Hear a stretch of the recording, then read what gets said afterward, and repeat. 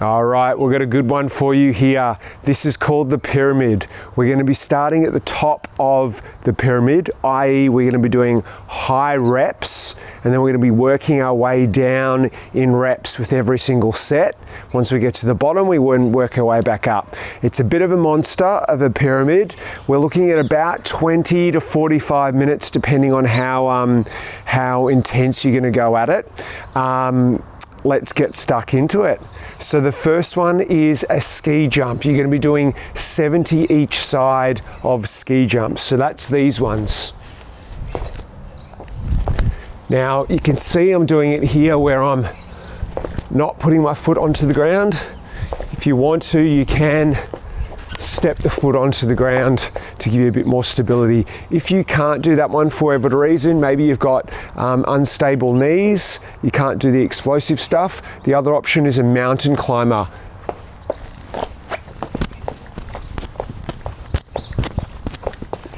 And if you do that one, it's going to be 140 each side, so you've got to double the number. All right, then we move down to surrenders for 60. Hands go behind the head for the surrender.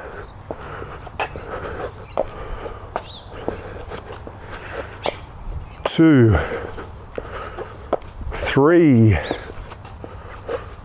4. So we're doing 60 in total.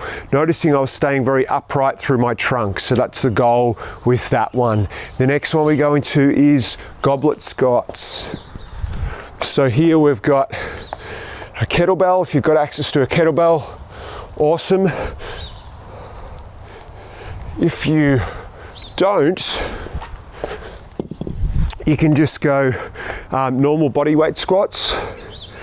With both of those two movements, we're making sure you're keeping your feet flat on the ground, rock solid core, and nice straight back. If you are, the third option you can use for this station is a squat jump. So maybe you want to push yourself a little bit harder and maybe you don't have access to a kettlebell, then knock out the squat jumps as an alternative. All right, from there we go to, so that was for 50 reps, now we get a bicycle for 40 reps.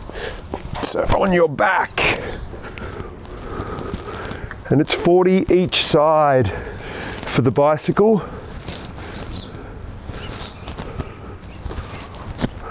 For the bicycle, making sure you're keeping your hands behind your ears, not your head, and really rotating through the trunk, not just waving your arms. Cool, so the next one we're going to go into is a hand release push-up for 30 reps. Hand release push-up is down all the way till the chest touches the ground. Hands come off, press back up. This can be done on the knees as well. Noticing my hips don't rest onto the ground, because then when I come up, it's likely it's going to be a sway. We don't really want that. So if I show you in the full push-up position again, hips were off the ground the whole time. So the body moves as one solid unit as you come back up. So 30 reps of that. Then we go into 20 backward step lunges with a kick, 20 each side. So backward step lunge, kick. So we're going to do all 20 on one side, noticing in the down position, I'm vertical through the trunk, forward shin is vertical. 20 on one side, 20 on the other. Cool. The last station is going to be 10 each side, wall sit, leg extensions.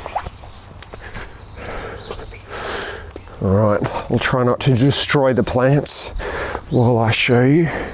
So we want to have thighs parallel with the ground. Brace, 1, 2, 2, up to your 10 each side. Now, that's the bottom of the pyramid. The catch though, between each station, we're going to throw in 10 hip extensions. So a hip extension being laying on your back, feet flat on the ground, feet and knees hip width apart, rock solid core, bridging the hips up off the ground. Now, so the way it works then is we do the ski jumps, 10 hip extensions. Then we go into the 60 surrenders, 10 hip extensions, and so on and so forth, all the way down till we complete the wall sit single leg extensions. Then we go back and we do the 10 hip extensions. Then we work our way back up the pyramid. So we go back to the wall sit, hip extensions, then to the backward step lunge with the kick, hip extensions, all the way to the top until you finish with the ski jumps. So that, my friends, is the pyramid. Get stuck into it.